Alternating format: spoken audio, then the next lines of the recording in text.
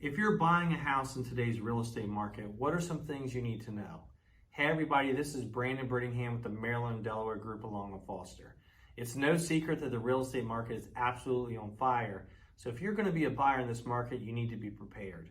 Number one, get pre-approved. Before you go out and look at anything, make sure you have a pre-approval because houses are selling really fast and you need to be ready. So if the house comes on the market you want, you can move fast. Number two, be ready for multiple offers. Right now, almost anything that's listed, you're getting multiple offers.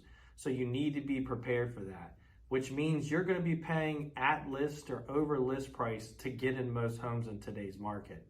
Number three, you got to move as quick as possible, meaning your contract timeline has to be quick.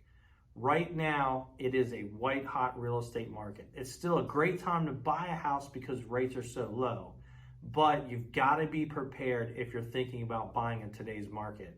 And these are just three quick, easy tips that can help you. If you're thinking about buying in today's market, give us a call. We'd be more than glad to help you.